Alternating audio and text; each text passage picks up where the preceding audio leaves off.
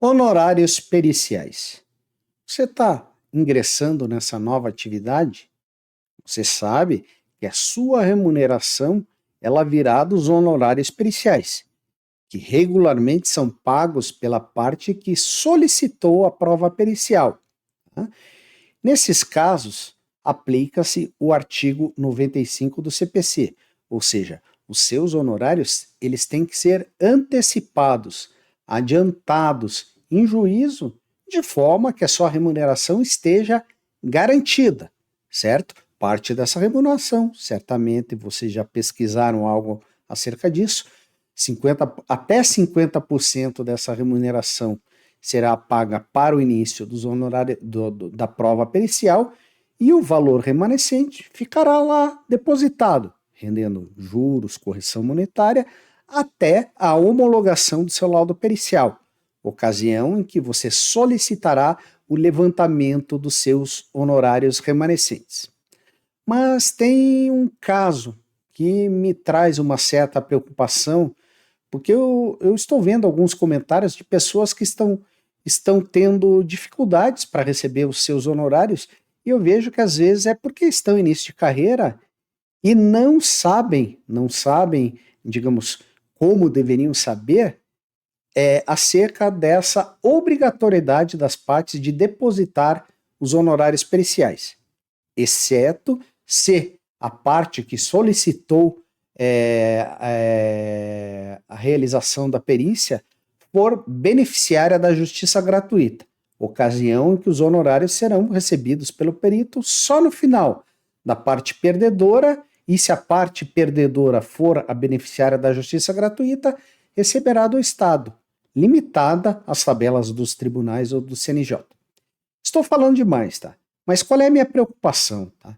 Eu acabei de receber um contato aqui de um seguidor bastante preocupado, certo? Ele foi nomeado, não sei exatamente para qual tipo de perícia, ele foi nomeado, ele fez o laudo pericial, já se passou 1 ano e meio e ele não recebeu os honorários dele. Não recebeu os honorários dele e depois de 1 ano e meio a prova pronta, a parte pediu justiça gratuita. Veja, eu até falei para ele que isso poderá ser um problema, pelos motivos que eu explicarei para vocês na sequência. Então, me acompanhe aí. Muito bem, pessoal. Eu falei para vocês que existe o artigo 95, que ele determina, digamos assim, premissas para o pagamento dos honorários periciais, tá? Ou seja, tudo isso está lá no Código de Processo Civil, tá? Então vejamos aqui o que diz o artigo 95. Eu estou lendo aqui na tela para vocês. Artigo 95. Cada parte adiantará a remuneração do assistente técnico que houver indicado, sendo a do perito adiantada. O perito é quem? É o assistente técnico que foi nomeado pelo juízo, tá? Sendo a do perito adiantada pela parte que houver requerido a perícia, ou rateada quando a perícia for determinada de ofício ou requerida por ambas as partes. Ou seja, aqui está bastante claro, ou seja, é uma obrigação da parte que solicitou a prova pericial pagar os honorários periciais, tá? Então, ó, no parágrafo 1º, o juiz poderá determinar que a parte responsável pelo pagamento dos honorários do perito deposite em juízo, ou seja, numa conta judicial, o valor correspondente. Para que serve isso, gente? Isso é uma garantia para nós, peritos. Entende? Mesmo que o juiz não queira adiantar os honorários para iniciar a prova pericial, tudo bem, está lá garantido. Em algum momento você irá receber esses valores, tá? E daí aqui, ó. Segundo, a quantia recolhida em depósito bancário, à ordem do juízo, será corrigida monetariamente e paga de acordo com o artigo 465, parágrafo 4º do CPC. Tá? O artigo 465 determina os momentos em que os honorários remanescentes serão pagos ao perito. Tá? Daí aqui entra um detalhe, tá? Um detalhe importante. Ó. Parágrafo 3º. Quando o pagamento da perícia for de responsabilidade beneficiário de gratuidade da justiça, a malfadada AJG, ela poderá ser, primeiro, custeada com recursos alocados no orçamento do ente público e realizada por servidor do Poder Judiciário ou por órgão público conveniado. Isso daqui está previsto em lei. Eu costumo dizer para os meus alunos que tudo, mesmo que não seja utilizado, está previsto em lei, mas regularmente, digamos assim, um perito autônomo ou uma empresa de perícia autônoma, ou seja, não pública, vai ser nomeada para elaborar a prova pericial. Tá? Né? Inciso 2º, paga com recursos alocados do orçamento da União, Estado ou Distrito Federal, no caso de ser realizada por particular, assim como eu, que sou perito, assim como você, que pode ser perito também, caso já esteja cadastrado e cumpra todos os requisitos para atuar como tal. Tá? Hipótese em que o valor será fixado conforme tabela do tribunal respectivo ou, em caso de sua omissão, do Conselho Nacional de Justiça. O que isso quer dizer? Tá? Que cada tribunal estadual ele pode ter a sua tabela de honorários periciais. Por exemplo, eu sou do estado do Paraná. Entre 2016, que foi a data de início de vigência do CPC 2015, ou seja, quando começou a entrar em vigor essas normas aqui, tá? O estado do Paraná ele tinha uma tabela, tá? Que os honorários de peritos, contadores e administradores como eu, tá? Eles eram limitados pela resolução 154 de 2016, se não me engano, a R$ 272, R$ 274 reais, tá? Essa resolução ela ficou em vigor até janeiro de 2018 e a partir de fevereiro começou a ser aplicada a resolução 232/2016 do CNJ, que também estabelece para diversas categorias profissionais, para diversos tipos de provas periciais, os montantes máximos de pagamento de honorários. Tá? Essa limitação é uma limitação que cabe apenas porque os honorários serão pagos pelo Estado. Então, você tem que, de alguma forma, limitar o custo do Estado, né? Senão o Estado, eu acho que o Estado estaria falido, né? Não sou defensor dessas tabelas, muito pelo contrário, né? Mas estão lá com esse objeto, de atender efetivamente quem precisa, tá? Aqui, ó, parágrafo 4º. Na hipótese do parágrafo 3º, o juiz, após o trânsito em julgado da decisão final, oficiará a Fazenda Pública para que promova, contra quem tiver sido condenado, ao pagamento das despesas processuais, a execução dos valores gastos com a perícia particular ou com a utilização de servidor público ou da estrutura de órgão público, observando-se caso o responsável pelo pagamento das despesas seja o beneficiário da gratuidade da justiça, o disposto no artigo 98, parágrafo 2º, que nós veremos agora na sequência, tá? E aqui, parágrafo 5º, que é o último parágrafo aqui do artigo 95. Para fins de aplicação do parágrafo 3º, é vedada a utilização do fundo de custeio da Defensoria Pública. Isso é impressionante, gente. Se você for de São Paulo, vocês sabem que São Paulo não cumpre isso daqui, porque ele paga a JG com o dinheiro da Defensoria Pública, né? Mas tudo bem, não estou aqui para discutir o que fazem ou não fazem corretamente. Vamos dar a sequência aqui, tá? Nós falamos aqui, ó, ficou bem claro, não é a JG, tem que depositar os seus honorários, tá? Eu não vou citar o artigo aqui exatamente, tá? Mas existe um artigo do CPC que ele estipula que o juiz pode, eu acho que isso, se não me engano, está lá no 465, o juiz pode adiantar até 30% dos honorários para que o perito inicie a prova pericial e o restante será pago no final da demanda, após homologada a prova pericial. Mas muito bem, vamos lá. Gratuidade da justiça. Gente, eu tenho um curso sobre a JG que eu já elaborei alguns anos atrás, eu sempre tentei dividir esses conhecimentos com os meus colegas, com os meus alunos, tá? E lá eu explico em detalhe como funciona a JG. Né? Mas não é meu objetivo falar desse curso aqui. Então, artigo 98, tá? Antes de falar do artigo 98, deixa eu explicar para vocês uma coisa, tá? Que eu expliquei, eu dei um curso agora na sexta-feira no Conselho Regional aqui do Paraná, que eu expliquei que quando foi criada a primeira legislação referente à gratuidade e justiça, é uma legislação lá de 1950, as pessoas, na verdade, elas tinham, digamos assim, até uma certa dignidade, né? As pessoas só pediam a JG se efetivamente precisassem da JG, né? E essa lei ficou em vigor até o início da vigência do CPC 2015, tá?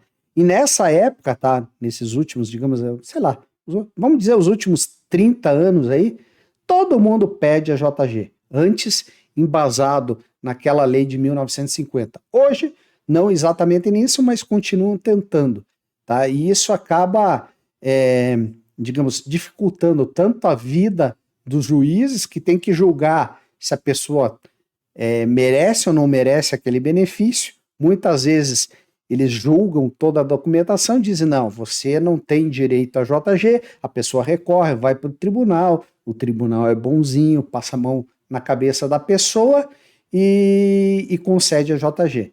E isso, logicamente, a justiça anda mais devagar e nós, peritos, também somos, de uma certa forma, desvalorizados. Novamente, estou falando demais. Mas vamos lá, artigo 98. A pessoa natural, jurídica, brasileira ou estrangeira com insuficiência de recursos para pagar as custas, as despesas processuais e os honorários advocatícios tem direito à gratuidade da justiça na forma da lei.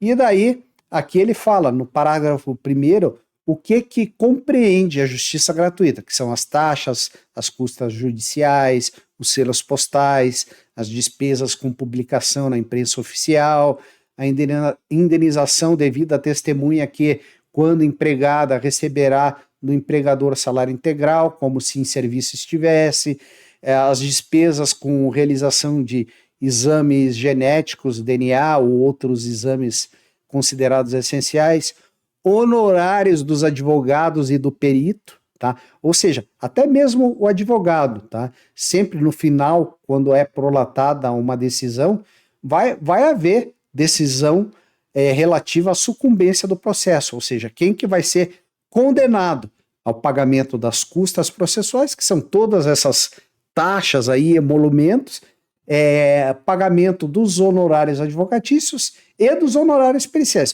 O honorário pericial é mais claro porque quem teoricamente pagará os honorários é quem pediu a prova, tá? Mas assim como nós, peritos, os advogados também sofrem para cobrar, caso seja JG, tá? Mas eles têm mais habilidade de correr atrás, encontrar bens das pessoas e tentar cobrar, né? Sétimo, custo com a elaboração de memória de cálculo quando exigida para instauração da execução, que pode também ser uma prova pericial, tá? Nós, peritos, nós podemos, de acordo com as nossas capacidades e expertises, atuar tanto na fase de instrução e julgamento, e depois da fase do julgamento, depois que a sentença, o acórdão está transitado em julgado, tem a fase de liquidação de sentença, cumprimento de sentença. Tá? E muitas vezes nós somos novamente nomeados para fazer os cálculos. Tá? Mas vamos continuar aqui o nosso assunto. Tá? Daí aqui, ó, tem outros itens aqui, ó. Os depósitos previstos em lei para interposição de recurso, ou seja, tanto os depósitos previstos para entrar com pedido inicial, para entrar com recurso, se a pessoa obtiver o benefício da JG, veja, não que ela não tenha nunca que pagar, digamos, essas custas ficarão suspensas enquanto ela for hipossuficiente, tá? O que mais aqui? Emolumentos devidos a notários ou registradores, ou seja, o valor dos cartórios, sejam eles cartórios da Justiça Estadual, né? Sejam cartórios públicos ou privados.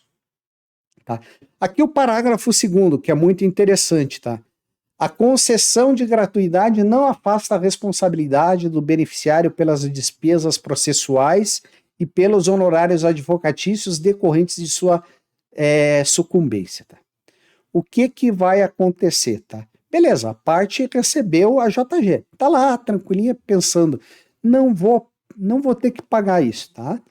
Mas, como eu falei, os advogados não ficam dormindo na rede, eles correm atrás, eles têm conhecimento, eles têm expertise para encontrar bens dessas pessoas e cobrar no formato que está aqui previsto no parágrafo 3º, tá? Parágrafo 3º. Vencido o beneficiário, as obrigações decorrentes de sua sucumbência ficarão sob condição suspensiva de exigibilidade e somente poderão ser executadas se, nos 5 anos subsequentes ao trânsito em julgado da decisão que a certificou, o credor, ou seja, o perito, o advogado, demonstrar que deixou de existir a situação de insuficiência de recursos que justificou a gratuidade, extinguindo-se, passado esse prazo, tais obrigações do beneficiário. Eu já tive casos, gente, eu já até mencionei aqui em algum outro vídeo, tá? Casos em que eu descobri que a parte tinha bens, tá? Informei para o juiz e antes mesmo que o juiz tomasse alguma providência, o advogado da parte ficou preocupado, entrou em contato comigo, eu fiz um acordo com ele e recebi os meus honorários, não corrigidos, mas até mesmo valeu o tempo que eu iria esperar, caso continuasse brigando na justiça, recebi os meus honorários. Houveram outros casos em que eu não consegui provar isso, até tentei, né? Mas o juiz não aceitou, passou 5 anos e eu recebi só o valor do Estado. Eu tentei cobrar a diferença do valor que eu tinha proposto para o valor que o Estado me pagou, tá? E aqui, ó, quarta, concessão da gratuidade não afasta o dever de o beneficiário pagar ao final as multas processuais que lhe sejam impostas. Vejam, tudo isso é regulado, gente. Tudo isso é regulado. Nós temos aqui também o parágrafo 5º, que fala das condições em que poderá ser concedida a JG, tá? Conforme o caso, parágrafo 6º fala que o juiz poderá conceder o direito de parcelamento de despesas processuais que o beneficiário tiver que adiantar no curso do procedimento, ou seja, podem ocorrer situações, eu ainda não vi isso, que alguma parte das custas o beneficiário da JG tenha que pagar. Mas vai depender do advogado dela. Se o advogado dela for bom, ele vai conseguir afastar essa obrigatoriedade, tá? Ó, daí aqui, ó, aplica-se o disposto do artigo 95, parágrafos 3º ao 5º, ao custo dos emolumentos previstos no parágrafo 1º, inciso 9º do presente arquivo, observada a tabela e as condições da lei estadual ou distrital respectiva, tá? Aqui, parágrafo 8º traz mais alguns detalhes relativos à gratuidade da justiça. Eu não vou me alongar aqui, porque já deu quase 20 minutos de vídeo, tá? Vamos ver, aqui tem o artigo 99, que também fala da gratuidade da justiça, tá? Dizendo que ele pode ser formulado na petição inicial, na contestação ou na petição para ingresso de terceiro no processo ou em recurso, tá? Ou seja, aqui, na verdade, não diz exatamente que você tem que pedir lá na inicial, porque de repente a tua condição mudou no trâmite do processo, o que pode ter ocasionado, digamos, essa hipossuficiência que uma das partes do processo desse meu seguidor está utilizando como base para pedir a JG agora, tá? Aqui tem diversos outros artigos, eu recomendo vocês a lerem, tá? Para entender isso devidamente, tá? Que falam, inclusive, das condições, tá? Que a gratuidade da justiça pode ser revertida, tá? O artigo 100 aqui fala que a parte contrária poderá impugnar ou contestar o pedido de AJG. Aqui o artigo 102, que é o último artigo do CPC que fala acerca dessa questão de AJG, tá? Ele fala que, sobrevindo o trânsito em julgado da decisão que revogou a gratuidade, a parte deverá efetuar o recolhimento de todas as despesas de cujo o adiantamento foi dispensado. Então, eu digo para vocês, tá? Vou voltar agora aqui para a tela principal para continuarmos falando. Pois então, gente, aqui vai mais um conselho que eu sempre passo para os meus alunos, tá? Antes de aceitar a nomeação, antes de tudo, saiba se você tem condições de fazer aquela prova pericial. Mas aceitou, apresentou a sua proposta de honorários, não inicie a prova pericial antes do adiantamento de seus honorários, exceto nos casos de AJG, que eu acabei me alongando nesse vídeo para explicar para vocês. Gostou desse vídeo, gente? Então, mais uma vez eu peço, não esqueça de clicar nos botões aqui embaixo e curtir, se inscrever no canal, compartilhar, comentar. Isso ajudará muito para que eu possa continuar produzindo vídeo para todos vocês. Eu deixo aqui um grande abraço e uma boa semana para todos vocês que estão aí do outro lado da tela. Até mais.